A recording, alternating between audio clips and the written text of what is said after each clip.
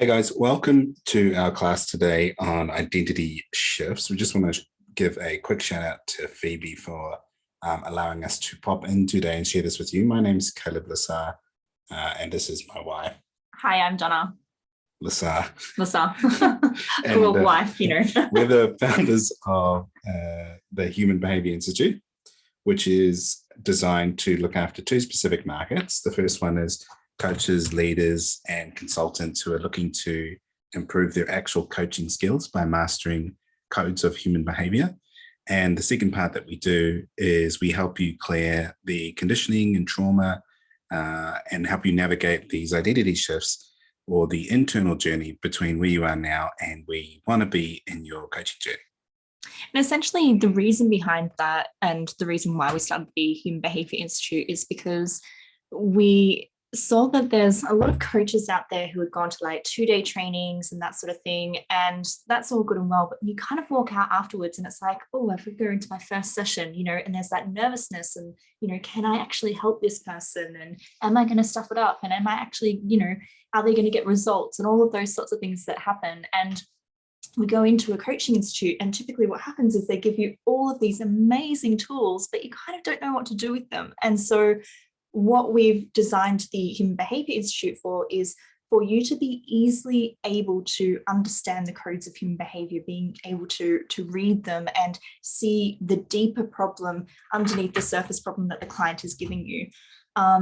And so that's kind of the code part. And then the other part of it is the deeper transformational stuff, which is kind of what we're going to be speaking to you about today in terms of the identity shifts, where you literally can only lead your client as far as what you've led yourself. And if you kind of think about it, like if you've experienced something, the experience of that, the pain, the journey through that, and what's on the other side of that. And so that's why I say you can only ever lead the client as far as you've led yourself, because you kind of have to go through the journey yourself in order to be able to lead the client through there as well. Yeah, nice. And I think one of the things that's really important to understand about this work and building your business is there's an infinite amount of strategy courses out there that'll teach you the fundamentals of business. The fundamentals of business don't tend to change too much. I think someone really smart who was helping a friend of mine in business said, mate, all it is a great offer with eyes on content. And if you increase the eyes to a great offer, you end up making more money. And so whatever variant that is that you do, whether it's webinars or YouTube or social media, those fundamentals don't change. But the problem that we see in the clients that we work with is that these invisible forces, kind of like these ceilings that block people's potential. And you would know that this is your journey if it's incredibly frustrating. Like you have this potential that kind of bubbles below the surface. It feels like 5% that's been kind of caged and you haven't consistently been able to unlock, and you feel yourself holding yourself back. And I guess some of the other problems that our clients experience that you may be able to relate to is there's this sense of over responsibility for the results that your clients get. And don't get me wrong, it's fantastic to focus on getting results for your clients, but it's slightly skewed. Like you're taking just a 60% more, 60-40 relationship where you take 60% of the responsibility and they're only taking 40%, which manifests as like you feeling all of this pressure and burnout to perform and ensure they get results. It shows up as you undercharging because you're more focused on whether or not they can afford it rather than what you're actually worth as a consultant. And these are just a few of the blocks that we're going to talk about how to overcome today that are in the way between where you are now and the six-figure version of you that you want to be. Yeah. And so I guess the reason why we're able to share this with you is because we ourselves have been through this and we've helped many clients through these identity shifts from 0 to 6 figures. So I guess we might take a moment to just quickly introduce ourselves a little bit more and share a little bit about who we are and why maybe you'd want to be listening to us right now. So basically for me, I started my coaching journey back in 2014. And I was not an overnight success. So, you know how you see some people and, you know, within 12 months, they've got a full blown business and you kind of go, oh, wow, I want to be like that. I wasn't that person. I was, Shane. Yeah, he was. It took me from 2014 to 2017 before I actually had consistent paying clients coming through. And in between that time, I could not understand for the life of me what I was doing wrong. I was putting stuff out there, I was trying, but I just could not understand what was happening. And it wasn't until 2017 that it really landed. Some of these identity shifts that we're going to take you through today really landed for me. And I started to notice the transition between not being able to attract anyone to all of a sudden feeling like people were just coming to me. Like it felt so much easier. And I think that so for me, it was, 2017 to 2018, it was part-time. And then it kind of got to a point where I was like, you know what, I'm either going to give this thing a real crack or I'm not. And so 2018, I made the big decision to not only leave my job, but also move over to Bali at the same time. And, from there, my business absolutely exploded. Like that was my biggest cash month that I'd had to date in business. And it just confirmed the whole, grow wings and fly when you take the leap, which I know isn't always the way for everybody, but it certainly, I think that these identity shifts that I went through and the coaching that I had prior to really helped with that. You want to share a little bit of your story, babe?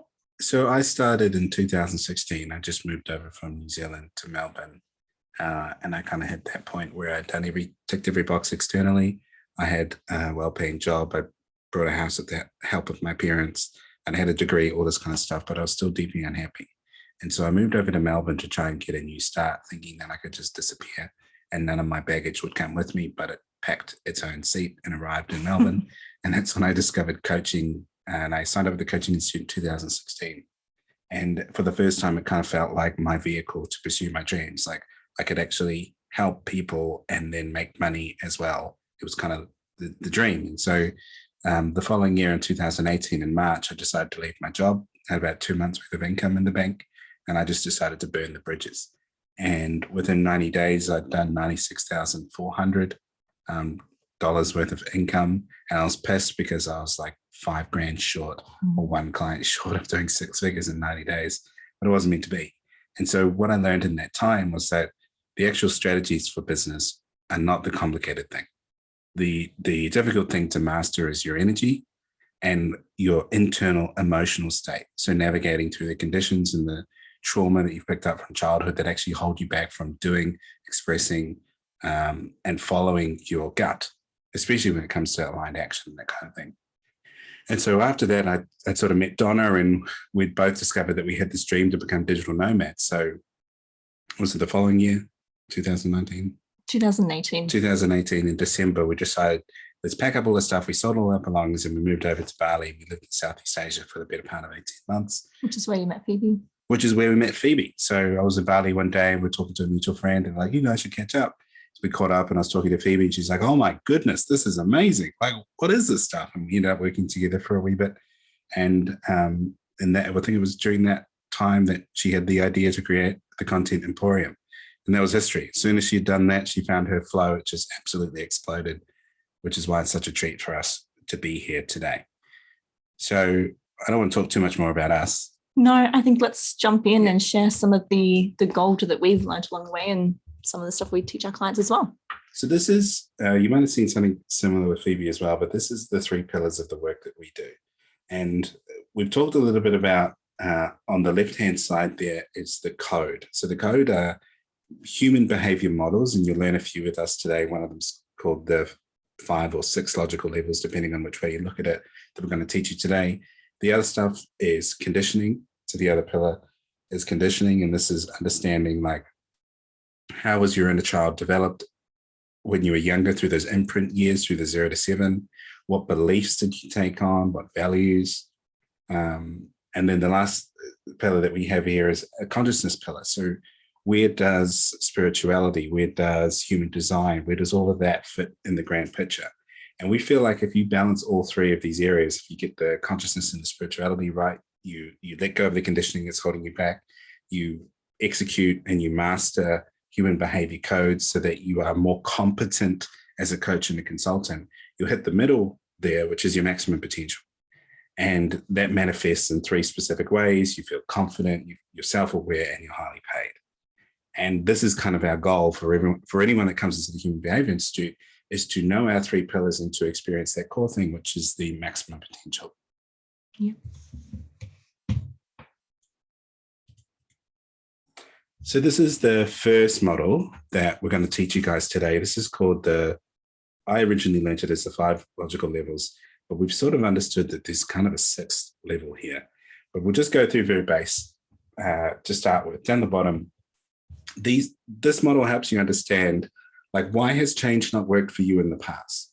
Or why is it that sometimes you've been to create change, but you sort of haven't? Or like, this gives you the map to understand, why do I feel stuck in a specific area and what can I do about it? When you understand this model, you can just navigate to exactly what it is and then know exactly what needs to be done. So the first level when it comes to change is like an environmental level. And you can change your environment quite quickly. You could either be at work, you could be at home. The environment is very easy to change. And so putting change on this level is not going to have a lasting effect. And like, just as an example of that, if you don't mind, Kim, is, you know, when you're in a job, and I know I've certainly done this in the past, where I was in a job that I wasn't happy in, and then I moved jobs only to find that I had similar issues in that job. And so, you know, for a temporary amount of time, the environment shifted and I felt really good in that space, but then the same problems were still underlying there. So the environment didn't actually do much in terms of changing it. And so, like, that's why we kind of, you know, we look at the environment as a piece of the puzzle, but it's not all of it. And if you've tried changing your environment and it's only worked temporarily, this will be why. The other good example of that is relationship. Like, if you found yourself in one relationship and the next, and then you're dating the same problems that you had 6 weeks ago, that's a reflection of just changing your environment. You haven't changed your behaviors, which is the second level. Things like your boundaries, your expressing your needs, like the behaviors that you exhibit in this relationship, if they're exactly the same, if you're still tolerating the same bullshit, then you're not going to have the kind of change that you're hoping for. And so in order to affect that change, what we've noticed with clients is that they have to start doing some stuff around the 3rd level, which is interesting about you guys being in this course at the moment, is there's elements of this level, but there's also elements of the spiritual level, because you're learning how to produce content based on your human design. And so there's part of what you're doing at the moment is you're increasing your skills, which will have a large impact on your behaviors, how you show up on social media, and also your environment, the kind of results that you attract to the content that you're writing. And so this is the 3rd level that you can create change that is starting to get more effective. Now, with these 3 levels, they're all external. So these are all things that are reasonably easy to change because they happen externally. Through courses, through willpower. Another way to think about it is they're all conscious levels of change. And so where we've noticed the biggest and most impactful change for people, and I think this is what Phoebe does really well, is she's mixed in one of the top levels, which we'll talk about in a second, which is the spirituality level, but changing someone's beliefs, values around content, like you're probably learning at the moment. You probably did some work around understanding, what do I believe about producing content, blah, blah, blah. This can have a profound effect. But what we want to talk about specifically today is the 5th level, which is the identity. This is the who am I? Who am I if I was 6 figures? How would I be if I was 6 figures? That you add. Yeah, well, I think you've pretty much explained it. So if we're looking at the internal side of things, so the internal side of things, I think one of the biggest things that I see in entrepreneurs who are going from 0 to 6 figures is, and I'm going to start from the top here, is the vision and the spiritual. So they don't typically have a really clear vision in mind as to where they want to take things. And I think the other thing is as well is that kind of when we say spiritual, it's that unwavering faith that this thing is going to work out for you, you know, this trust, this, you know, kind of understanding that whatever it is that you're projecting out energetically is what is going to be reflected back. So if you're projecting out there energetically fear, scarcity, all of those sorts of things, that's exactly what you're getting back, which is why business isn't working, right? And then there's the identity level, which is what we're going to be taking you through today. And then we've got the beliefs and values, which is, as it sounds. So it's all the stories and things that you're telling yourself. So I think what we might do is we might just jump right in and go into the identity stuffs a little bit. I think I was just going to add to what you said about the spirituality. Like, I doubt there will be one person watching this that doesn't believe on some level that you've been called to the journey of entrepreneurship because you're supposed to do something bigger. Yeah. And I think the cheesiest way that manifests is, we're responsible for raising the consciousness of the planet. But that's so wanky, and it's so, grandiose. Change and impact can literally be employing someone who didn't have an employment opportunity. It can be making the difference in one person's life, right? One client. It's it's like this invisible calling that your role is to grow your light. And through mastering content and through mastering the internal journey we're about to tell you about, you remove all the clutter that stops your light from shining. So the best way that I believe to think about the spiritual level is that you are some kind of light being. You are some kind of light worker who is called here to shine brightly. And I really doubt that there'll be anyone watching this that doesn't have that feeling. But the reason why you feel stuck is there's a disconnect between that spiritual level on level 6 and what you're experiencing in your environment. But it has nothing to do with your environment. It is everything in between, from your skills, your beliefs, to your identity. And we're going to take care of the identity stuff today. So one of the things to understand about our identity shifts is that we have our identity that most of us aren't even really conscious of. So we kind of go day to day, almost living unconsciously about the fact that we do actually perceive ourselves in a particular way, from the way that you do your hair in the morning, to the way that you choose your outfits, to the job that you're doing, to the reasons why you want to run a business, all of those sorts of things, even how you speak, where you shop, where you've grown up in, like all of those things are part of your identity. They're part of who you consider yourself to be. And so underneath this whole identity that we have for ourselves are little micro identities that we have for ourselves. So what we believe about being wealthy, whether we believe that it's safe to be wealthy, whether we believe that the people who are wealthy are arrogant or whatever it might be, what our relationship is with being a leader. If we don't have a good relationship with being a leader, how do we expect to run a business and therefore lead other people within our business? What's our relationship with being wise? So trusting and believing that actually we know a lot of stuff. We've experienced a lot of stuff, which is why we've chosen to be coaches and consultants. Relationship with sales and how comfortable you are to actually go out there and sell something to somebody without having that whole identity of like, oh, I'm going to be the sleazy car salesman, and actually being like, no, I need to sell this thing because it's actually my gift to the world. I know that if this person comes into my vortex, that they're going to be learning all of these things, and that's going to help them grow as a person. And so it's not sleazy at all. It's actually me really wanting to, put my message out there into the world. Identity with being an executor. So rather than being somebody who procrastinates on things, somebody who actually gets out there and gets things done. Right? These are all identity shifts that have to take place in that 0 to 6 figures. And what I typically find is that there's some really common themes that tend to pop up. I don't want to be the sleazy salesperson. I tend to get stuck in procrastination. I don't want to break the rules, because then if I break the rules, then maybe I'll lose connection with people, or people won't understand it. They'll judge me, all of those sorts of things. I don't want to come across as the expert because I don't want to be a wanker. All of those sorts of things are things that we need to shift, so that if you can get comfortable with sales, being the expert, executing on these things, being comfortable in the identity of being a leader, being wise and being wealthy, then you can teach other people to do that too. Do you have anything to add to that? No, nailed it. Absolutely nailed it. So this one's really interesting. That pops up a lot in the clients that we work with, and it's this follower to leader mindset in transition. So what we've seen with people who haven't been successful as a coach or consultant, success measured by whether or not they're profitable and making money, even though that it's not technically what success could be. It could be anything. But if we just measure it by a financial standpoint, it's that they haven't made the transition from a follower to a leader. And followers are the kinds of people that have this cheerleader mindset where they're celebrating and getting pumped for everybody else, and they're more concerned about people than they are results. So they care about what everybody else is doing, but they're not doing the things in their business that they need to do that would move the dial. They're not doing the things that scare them. So if sharing content and putting yourself out there at the risk of being judged and ridiculed is scary to you and you're not doing it, then you're being a follower, you're not being a leader.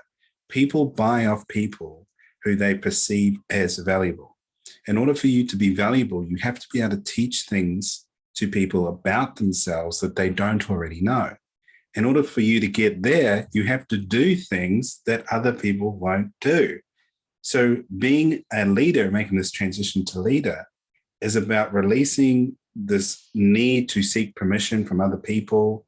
It's about healing your need for approval from other people. It's about healing this calibration of other people. Like, what will they think of me if I actually did do $20,000 in 1 month?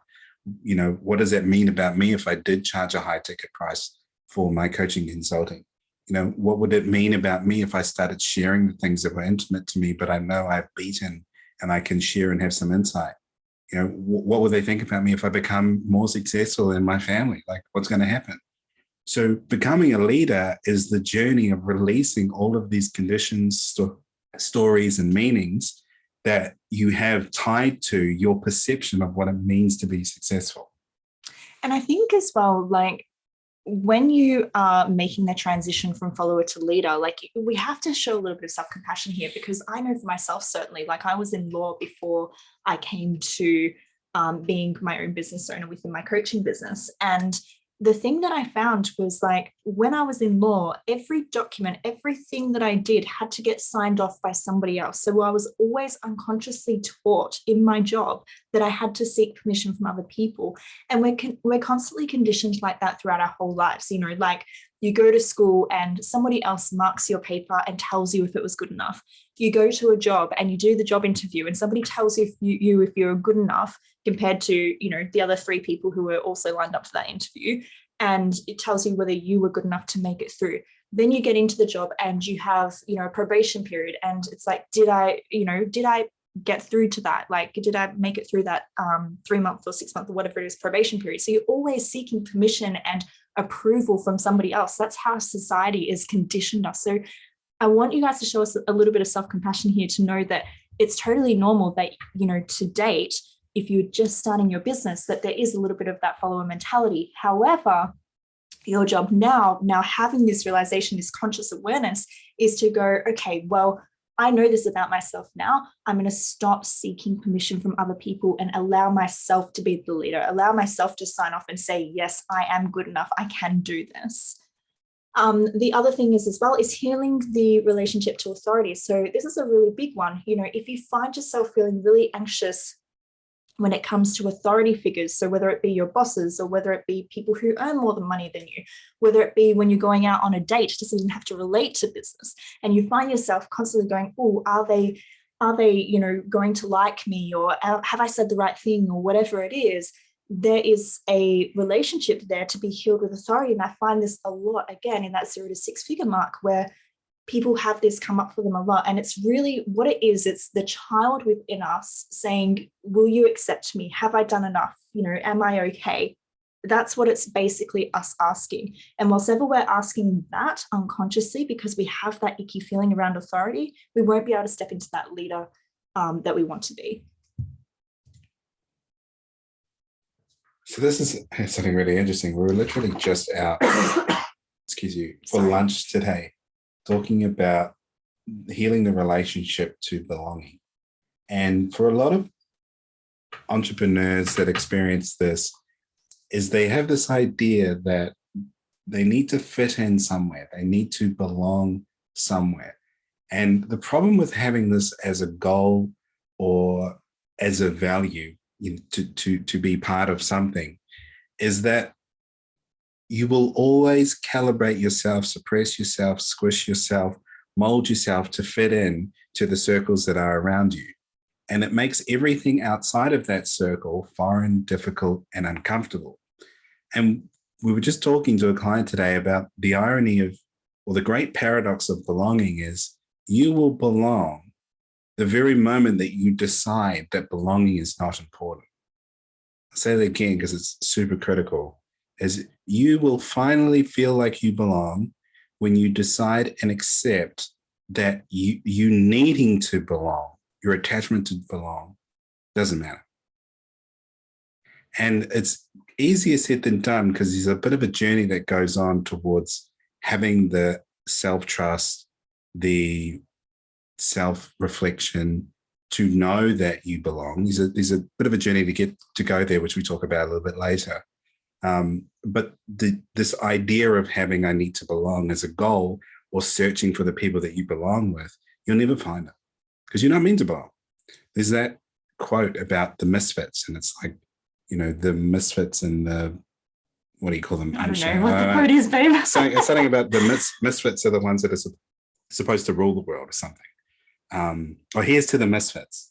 No, it doesn't. Okay. You're looking at me like I know what the quote is. I don't know. Someone will know the quote.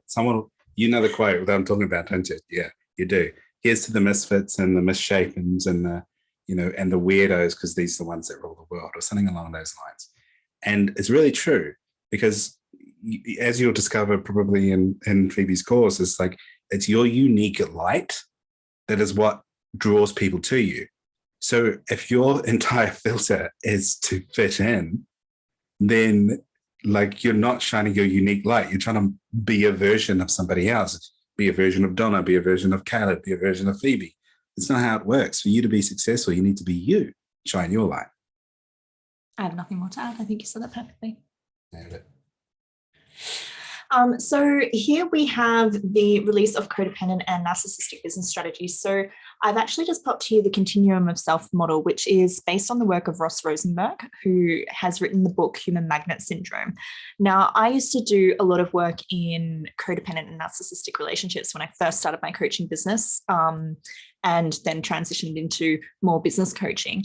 And when I taught that, this same model that applied to relationships also applies to every other area of life, including business.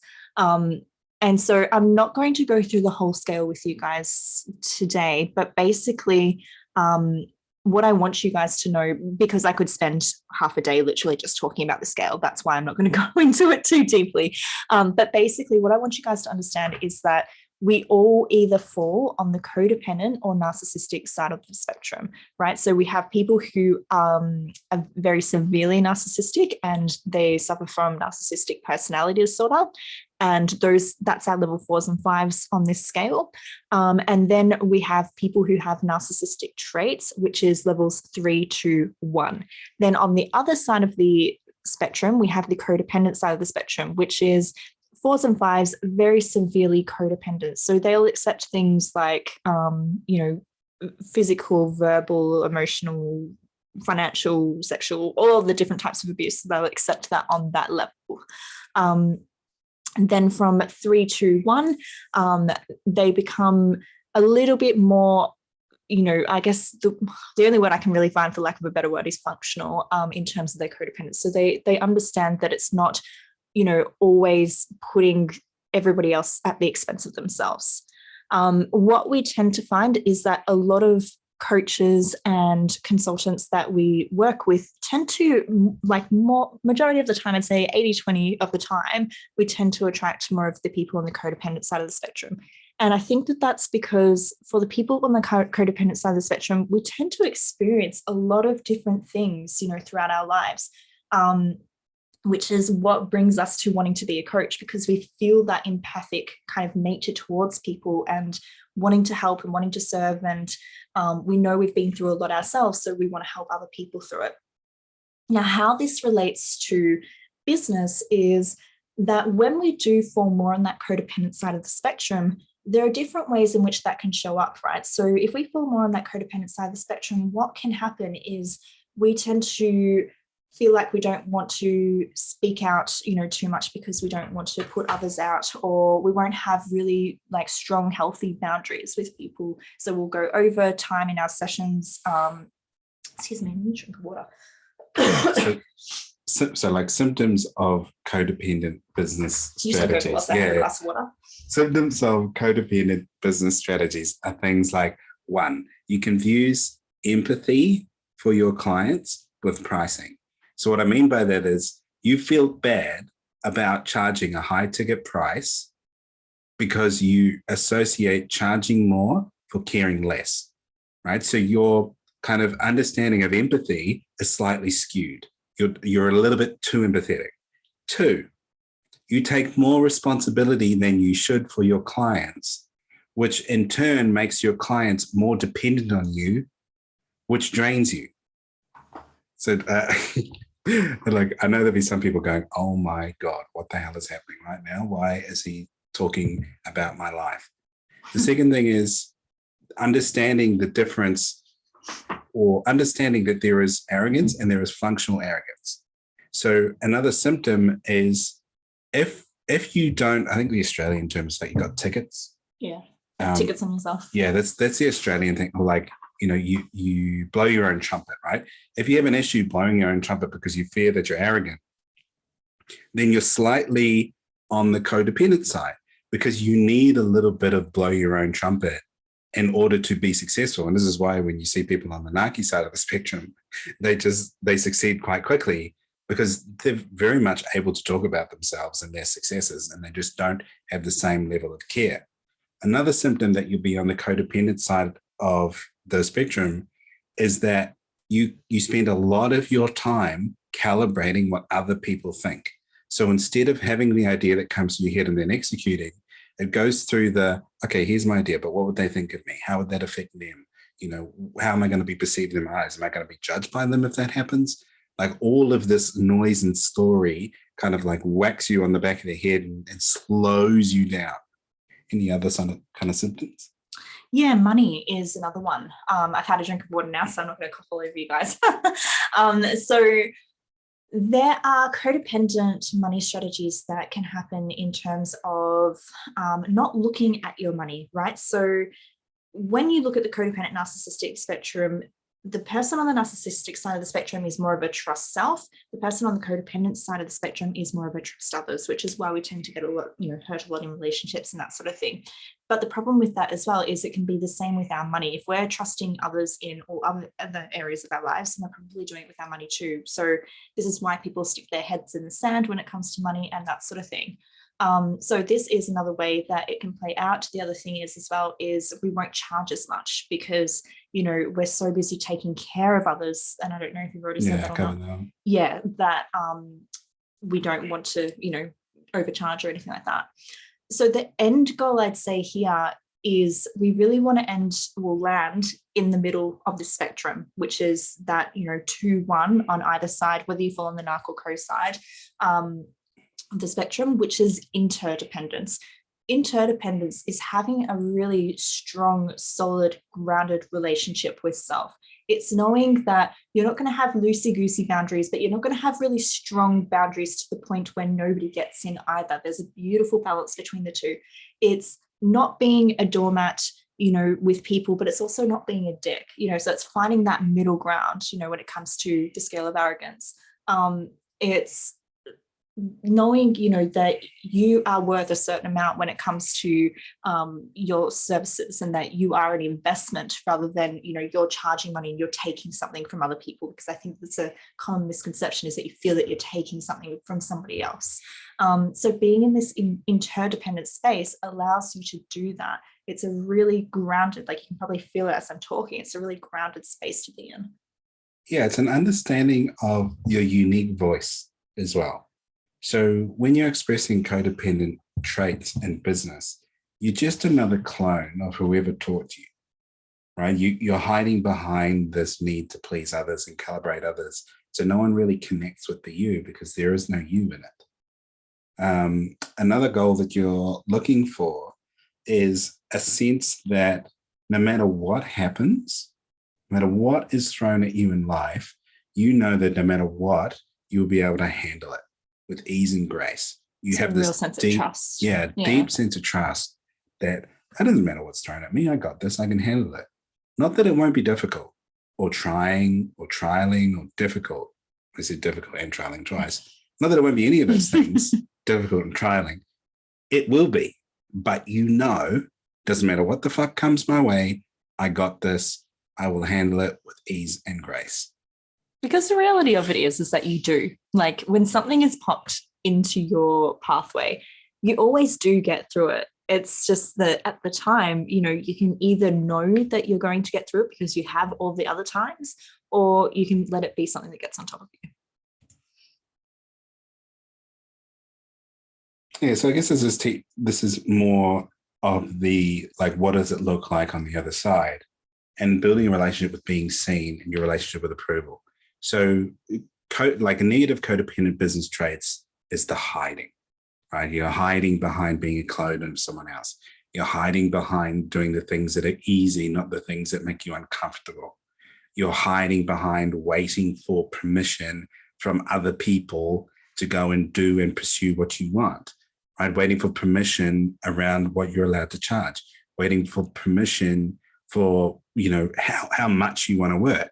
It's really about stamping like your unique perspective on what is success for you, putting the flag on the mountain, standing on it, go, this is me, this is what I want, this is what I'm after.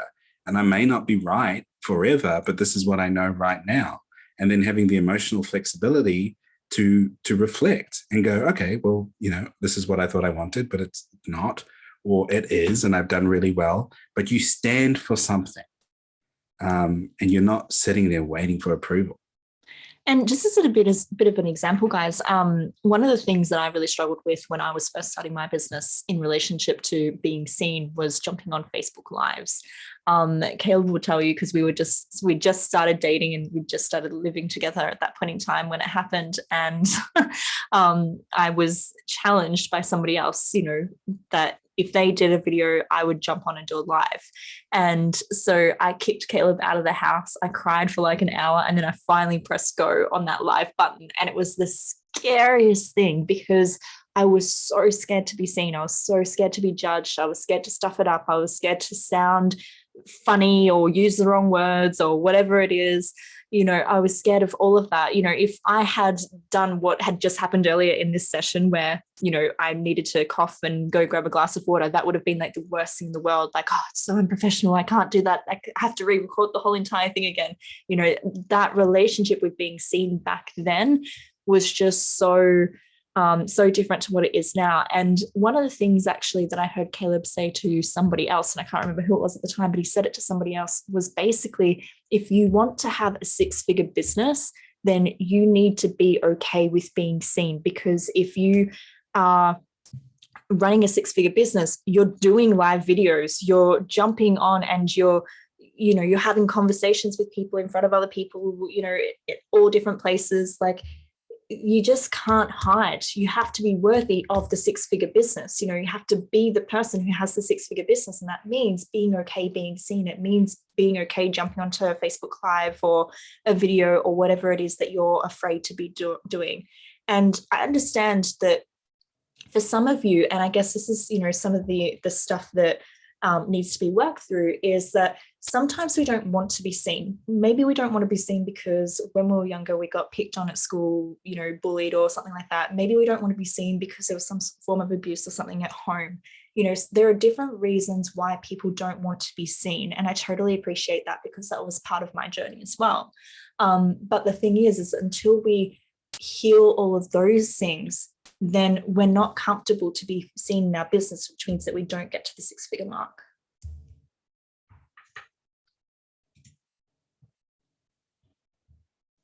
So we're going to start talking about some of the conditions that we've noticed with clients that may resonate with you, that need to be let go of. And what I want you to imagine is you're in the middle of this big tree here, and that all of these conditions have been taught to you by something called the tribal cycle. So really quickly, as we don't have time to get fully into the tribal cycle, but the tribal cycle is what your parents' rule books was around different areas of life, from things like relationships to finance to business to health to spirituality, whatever. There's a giant rule book that gets passed on to you when you were born. And that rule book is very similar to the rule book that both of your parents got taught and what their parents' parents got taught. And there's this whole generation of rules that gets passed down that either support your goals or inhibit your goals. And most of the time, it's an inhibitor. And it's not just from your family either. It can come from society. One of the biggest ones that we see in Australia and New Zealand, and if there's a couple of Americans watching this, you may not necessarily know what it is, but we have something called tall poppy syndrome. So tall poppy syndrome is, you imagine a field full of poppies, and there's one that sprouts out higher than the rest. And we have this culture of not allowing that to happen. The culture wants sameness, equality, for everyone to be humble. And whenever there's a tall poppy, we tend to cut them down. We see the worst in them. We don't celebrate them. And it's actually something that doesn't occur in different cultures, especially not in the American culture, where American culture tends to lead with their successes. They will talk about their successes openly. But we just don't do that in New Zealand and Australia. It's an example of, was it safe to talk about your success? Is it safe to be successful? Is it safe to be wealthy? The culture in our society says it comes with judgment.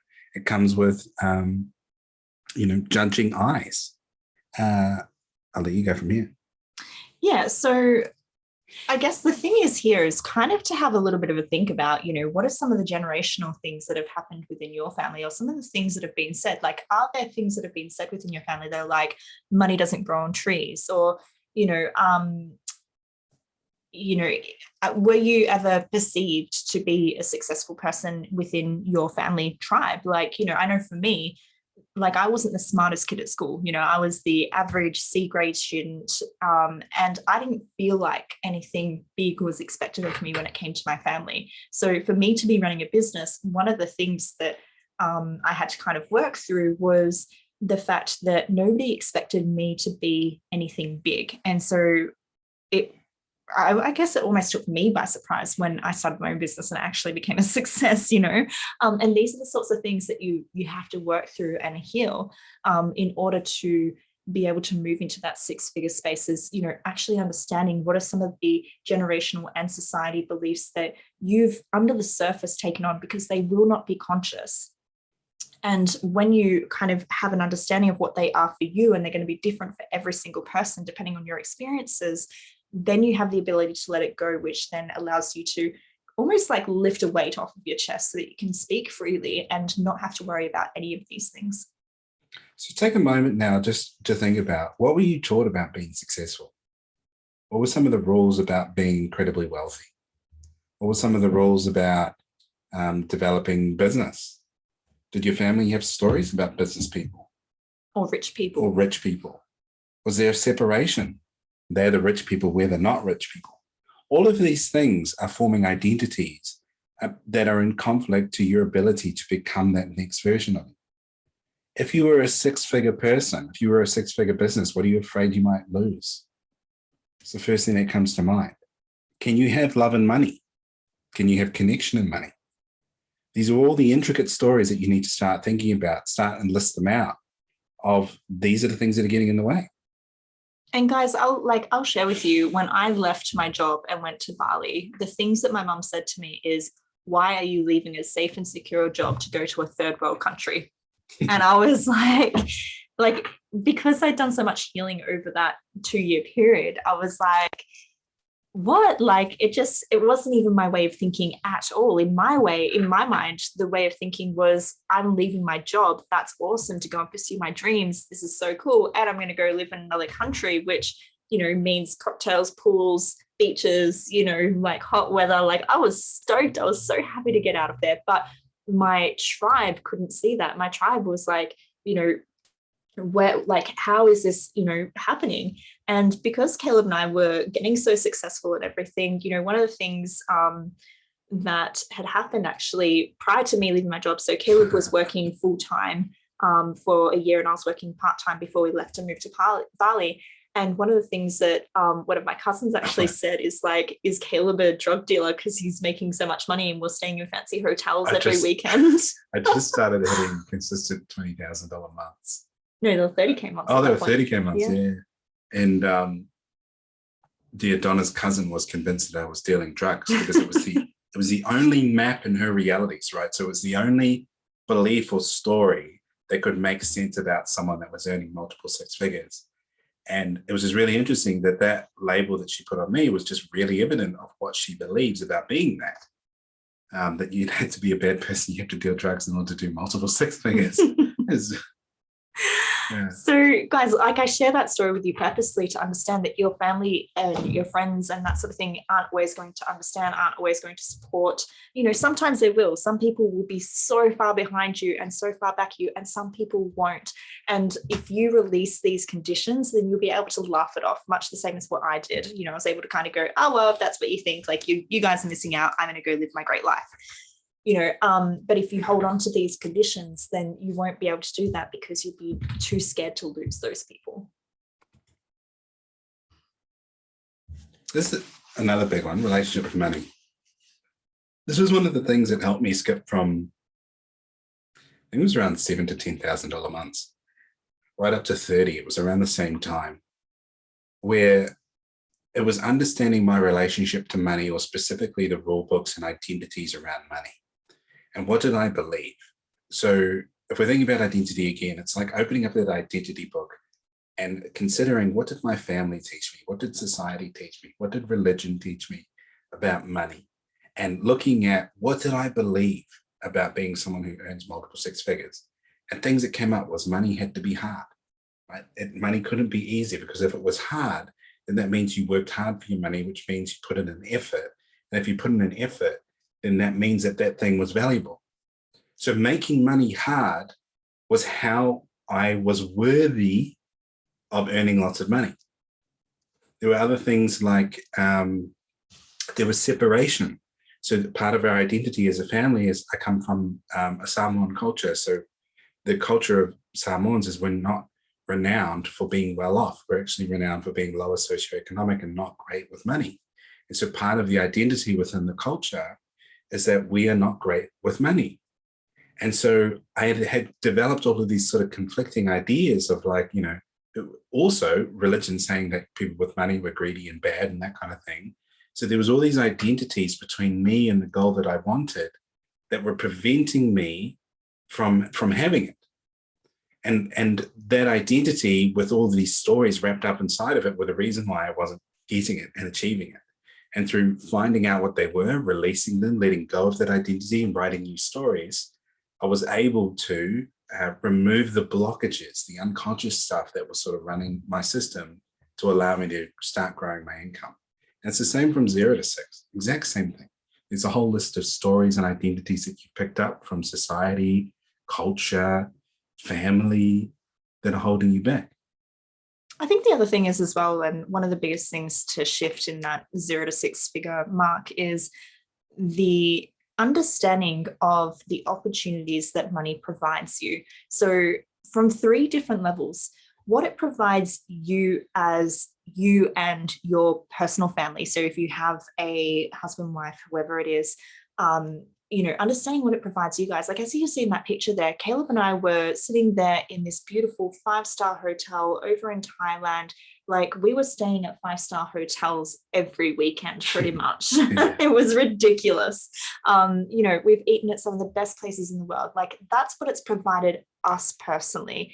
It's, you know, now that we have a daughter, it's provided the ability to, whenever she needs something, we can just get it for her. We're not worried about, you know, can we afford to get that, you know, any of those stresses. And so understanding that it provides an opportunity for us, but then even taking it another step further and thinking of the second core layer, which is family and friends. So if you have family and friends who need something or require something, that you're able to just get in there and be like, yeah, sure, I can help you out. Like, we've had a couple of instances like that with family where, you know, they've gone through a tough time, or they've had unexpected babies, or, you know, that sort of thing. And, you know, we've been able to really help out in those scenarios and be like, you know what, we can see you're in a tough position. Like, it's fine. Don't worry about it. Like, here's some cash, or, you know, we'll buy your breast pump or whatever it is, you know, which costs, you know, a couple of $100. Like, we've been able to do that for our family, which is part of our motivation in business, because money provides opportunities. And then to take it to the third layer, which is people who are not necessarily connected to us, but we care about. If Caleb and I see something that really touches our hearts, something that has happened to somebody, you know, like whether that be some sort of traumatic event, whether that be that something's happened and they can't afford to get the money together for something and they've got a GoFundMe page, or like when COVID hit with Bali, like Bali's a place that, you know, obviously is very connected to us because we traveled there.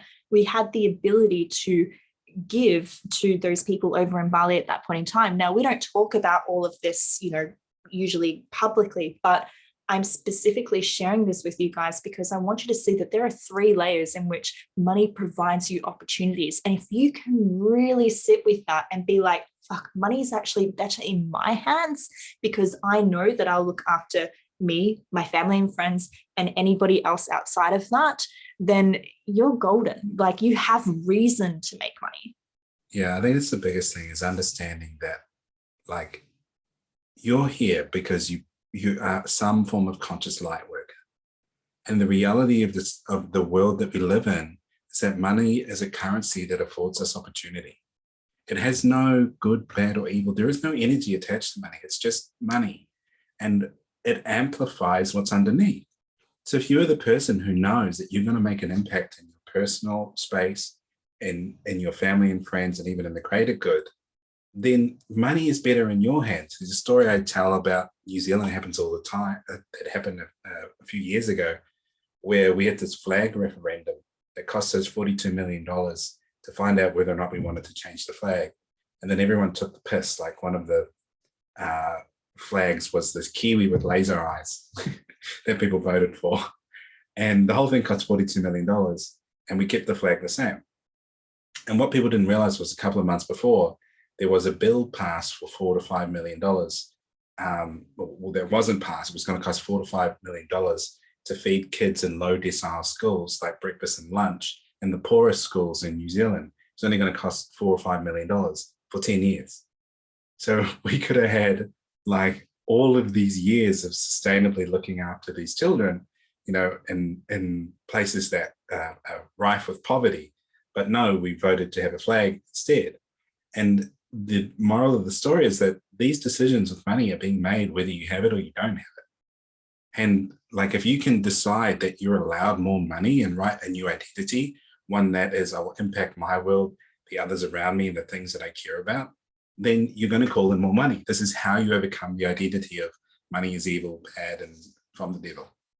Which kind of goes back to what I was saying before about energy. Like, when you put out a specific energy, that energy comes back to you. So there was something that, what was that guy that we're listening to on the way to Timaru? Joe Vitale. He was saying that, like, the more money that he's given out, the more money that comes back to him, because money is just like, it's a flow, right? And so if you project the energy out of abundance, you will receive in abundance, guys. This is how that also relates when it comes to money.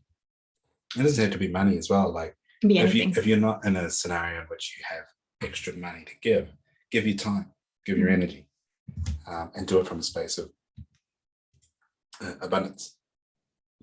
So the next tip we have is begin to build a relationship with faith and consciousness. And this is what we were sort of alluding to in the 6 logical levels, where I was encouraging you to connect with this idea that perhaps you were put here for a reason. Perhaps there was a grander plan. And part of the reason why you're here is to learn how to shine and to learn how to polish your light so that it reaches more people. And through doing that, you're able to start looking for evidence that you have been looked after, that you've been put in places, people have been connected with you in the right way in order for you to have things and experience things that are somewhat miraculous, that are somewhat synchronistic, that are timely in a sense, that gives you this ability to think and believe that there is a higher being looking out for you. Yeah. And I guess the thing is here is, like, what we've kind of put here is beliefs, faith, and embodiment. So really understanding, like, what are the limitations within your beliefs? What do you currently believe about the world? I don't think that enough of us take time to really notice what is my unconscious beliefs that I haven't even noticed have been playing out right now. I think that's the first thing. That plus understanding how to have unwavering faith. So one of the things that I think that gets taught a lot is how to work through your limiting beliefs. But what people don't understand is the sense of faith and the relationship with faith that's really, really important to have as well. So believing in something before it shows up. And guys, I think we've all done this on some degree. Like, if you think about it, if you've ever gone for a job, you had some sort of faith when you've put your CV in that this job could potentially be yours. You've had some sort of faith when you've gone into a relationship that this person might just be the person for you. You've had some sort of faith when, you've had a child for the first time that, they're going to be healthy and well and all of those sorts of things. You kind of put your faith into the unknown, and sometimes it works out for you and sometimes it doesn't, right? But we have to build a relationship with faith and with trust that, again, no matter what happens, we will be okay, right? So faith that life is always working for us. Like, we can't kind of go like, life is only working for me when good things happen, because there's a lot of shit things that happen in life too, right? We have to understand that the shit things that happen in our life are also working for us. My narcissistic relationship worked for me because that's where my coaching business started out, right? And if it wasn't for that, then I wouldn't have healed a whole heap of stuff and met Caleb. And then I wouldn't have started that business. We wouldn't have gone and traveled the world. Life was working for me. But man, if you asked me back then when all of that shit was happening, I would not have believed that for a second. Right? So it's really building a relationship that life is always working for you, and having faith and trust that there is something good coming your way. And as Amanda Francis said, if it's not this, it's something better. And I think there's an important distinction here between fault and responsibility. So there's terrible things that happen to people that is not necessarily their fault. And if you're sitting there at the moment and you're going, oh my goodness, but all these things happened to me. Yeah, it might not be your fault that they happened. I was diagnosed with leukemia when I was 3 years old, and I went through overcoming cancer. And yeah, it's not my fault that I got cancer. Just an unfortunate series of events that led to it. But it was my responsibility to change what I made it mean. It was my responsibility to do something with it. I could either let it be the reason why I couldn't succeed, or I could let it be the reason why I could succeed. That was within my power. And so it's really important to understand that, yes, shit things might have happened to you, and that sucks. But it's your responsibility, not your fault, but your responsibility. And if you operate from that frame, you actually empower yourself to do something about it and to change it. Yeah. And the last part of that piece of the puzzle is embodiment. So embodying the energy that you want to receive. So again, what I've said before is that projection energy. Noticing what you're projecting out energetically is the thing that you're going to receive energetically. So clean up the beliefs, start leaning in and trusting, and embodying before it happens will be the manifestation of your desires. I think another way that shows up is the inspired actions. So these little nudges of excitement that go, oh, that would be fun, or I'd like to do that, and pursuing it. So you might get, you might be out for lunch, and then you get this idea that maybe you should contact your friend Phoebe and see if that, she's doing any joint ventures. If we can talk to her audience, then she's, we send her a message. She's like, oh, it's a great idea. Why don't you put something together around this, right? It's an inspired action. And we have no idea of what will come from this. We have no attachment to what will come from this. But we know that reaching out to Phoebe, or Phoebe reaching out to us and having a conversation, sparked something that felt good, right? It felt light. And so we do our part, and we let the universe do the rest. As they say, let go, let God. Mm.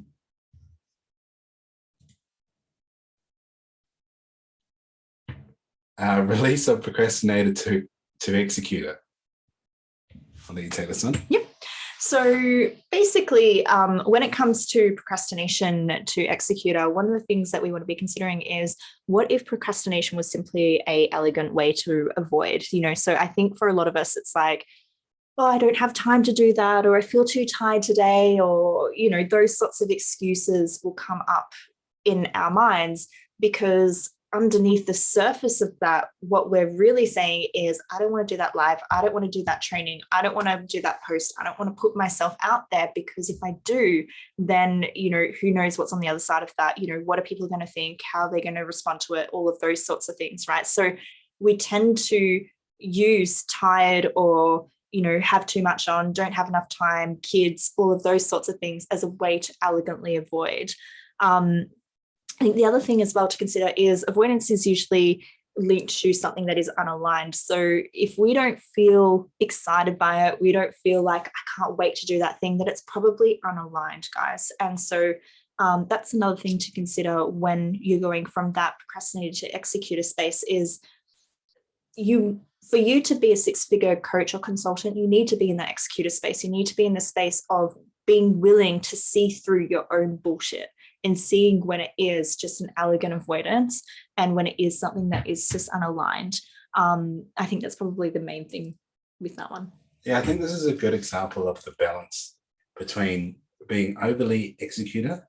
Another word to think about executor is like overly masculine in your approach to business, and then overly feminine. Yeah. So overly feminine is the elegant avoidance strategies, the spiritual bypassing of like, oh, well, it's Mercury retrograde today, so that means that I can't do anything, or that my technology is broken. Yeah, okay, right. But if something needs to be done and you said you were going to do it, Mercury retrograde doesn't give you the excuse not to do it. But on the other side, there's way too masculine, overly executor who is just hustling at all costs, like forcing, pushing all the time.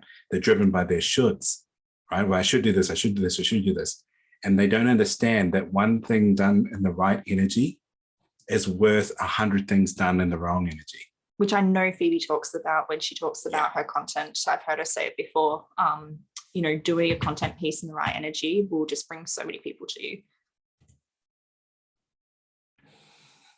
So this sort of describes the total journey that you're about to be on. So we're about to move into, we've given you a few tips about identity and things to think about and reflect on and how to find the specific identities. At the end of the day, after clearing some of the conditioning from your childhood, from that 0 to 7, and starting to figure out who you actually are, so starting to become more functional down the scale towards 2 and 1 on the codependent and narc scale, you start going through this phase where you need to start moving towards things that bring you joy rather than away from the things that have wounded you in the past. So I see a lot of this in people who are successful quickly, is that they're successful quickly because they're scared of being or experiencing what they had in childhood. They need to make a lot of money because they had no money. They need to make a really big business because, they were so obscure and unseen when they were younger. So they build businesses from their childhood wounds and their pain. It's built from a security and a fear-based space, a scarcity, and a fear-based place. Whereas what you made a transition into is, in its simplest form, is it's allowed to be easy and effortless. So what that means is your business is allowed to be driven by your, what do they call it, human design type. You can follow and trust your gut. You can just do the one thing that is in the right energy and allow all of this magic to come towards you. It's letting go of the shoulds and the things that feel hard and difficult that you don't want to do, and just building a business, the amount that you want to work, the amount that you want to earn, the amount that you want to produce in terms of content, allowing all of that to come from an inspired place, and just living in a space where you've decided what success is. You've redefined success as whatever brings you ultimate joy and whatever allows you to pursue that. Like, I personally believe that your business should be the vehicle to create the life that you absolutely love and adore. And if there are things within that you don't love and adore, you should let them go or create a system and outsource them so that every day you are living in a business that brings you ultimate joy. So guys, what this will look like, what this journey ultimately looks like from 0 to 6 figures, is going through this model that Caleb and I have created, which is basically the conditioning, the awareness, and the thriving. So basically the conditioning is the child brain. And this is probably for those of you who aren't at the 6-figure mark yet, this is the first step to all of the healing, right? So it's understanding that a lot of these fears and things that are coming up are coming from that inner child. So we're not saying that you are a child, but we're saying that there's an inner child within you that is hurt, that has not healed a lot of these things. And so for that reason, what happens is they tend to want to hide. You know, if you think about a little child right now, what do they do when they're scared? They want to hide so they don't be seen, so they don't do the Facebook Live, right? They tend to want to seek approval. So, hey, mum, dad, look at this, and that's what that represents in business when it's like, I can't put that out there because maybe I'll get judged, what will they think, right? So it's still seeking that approval. Those are just a few examples of what the child conditioning is.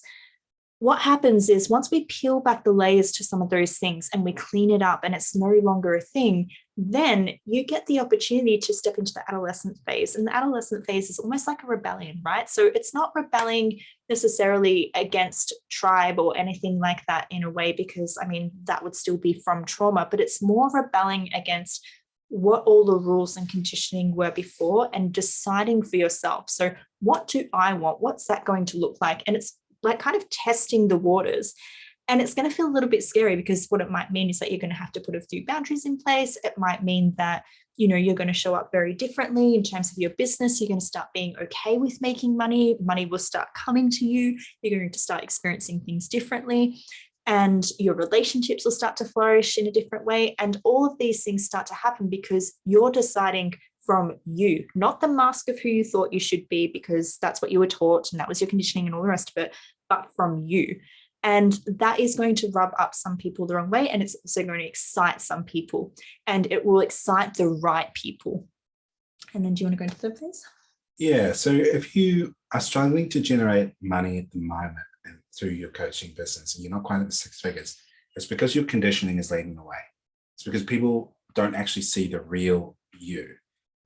You're just a copy and a reaction to the wounds that you've sustained as a child. So what happens is as you graduate from that phase, as you clear the conditioning of some of the examples that we've taught you today about, success, money, et cetera, you start moving into the awareness and the thriving phase. And the thriving phase is where you are starting to begin to learn how to exist without problem. So phase 1 of the conditioning is all about what are the problems that have held me back. And then you move into phase 2, which is awareness, which is basically integrating those lessons. So making sure that, if they pop up again, you catch them, you choose again, and you do a different strategy. You don't let the child sort of rule. Then as they become more confident, imagine like driving a car. Like when you first learn to drive a manual car, you got to check the wing mirror, you got to check the rear view mirror, the clutch, the brake, the accelerator feels really truncated. In the awareness phase, it starts getting more automatic. So you stop looking at the things that have gone wrong, and you start giving yourself the ability to look forward at the things that go right.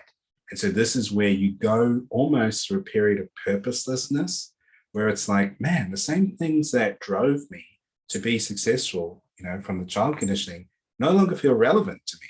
So what do I do now? And this is where you go through really connecting with what is your purpose? What are the things that are going to bring you joy and a sense of success and fulfillment, where you're redefining all of the rules around being successful as an entrepreneur. And you redefine what success is to you. You may not want to build $1 million business. So learning to be okay with what would a successful business be to you. For us right now, it's earning multiple 6 figures, working less than 10 hours a week. That is success to us because it gives us the ability to go out for brunch, to spend time with our daughter at the park, but to also make a difference to the amount of people that we want to make a difference to. Anything you want to add? Yeah, and I think the thriving part of this is just a really grounded space. So it's not trying to prove, it's not seeking approval or anything like that. It's not trying to rebel against anything or trying to find where do you fit in the world or anything like that. You know where you fit in the world. You're at ease, you're comfortable, you're grounded. There's just not problems at that stage. And if there are problems, they're good quality problems, like I earn so much money. What am I going to do about tax? And it's, I think, a way to sum it up is you're unapologetically you. Yeah. And you're emotionally free to pursue your heart's desire. That would be the thrive phase. And that's where I believe you make the transition from unconscious living to conscious living, where everything in your reality is things that you have chosen and things that you are choosing. It's also at a point where, I completely lost my train of thought then. That's right. That's right. Doesn't matter. Go with the flow. Yeah. So let's just move on to the last slide. We hope that today was somewhat valuable to you today. You can come find us in various different places. You can check out our personal profiles. or you can search our Facebook group on Facebook, Human Behaviour Institute, or jump onto our website, humanbehaviourinstitute.com. We also have a program that, if this has resonated with you, Phoebe's given us permission to just have a chat with you about. And essentially, the goal of our program is to help you navigate and clear these identities that we've talked about. So today we gave you a lot of the awareness of what some of them are. The program itself is about 12 weeks long that digs into the identities that hold you back from six figures and then helps you release them. So if today was more about here they are, there are the things that you need to be aware of, here are some tips to help solve that. We are limited in the amount of time that we have to actually go into it. We can't do that in an hour's class, but give us 12 weeks together and a community of people that are all on the same page, working towards the same goal, we can do some magic. So if you would like to know more about that, there should be a link at the bottom of this video. It'll take you through to a landing page and it will explain everything that you need to sort of know about the program, that kind of thing. It's a sort of rolling intake thing. You're more than welcome to join us. If not, we hope this was valuable for you today. And a big thank you to Phoebe for having us. Yes, thank you so much, Phoebe, for having us, and for all of you for listening. It's been an absolute pleasure to share this with you. We'll speak soon. Bye for now.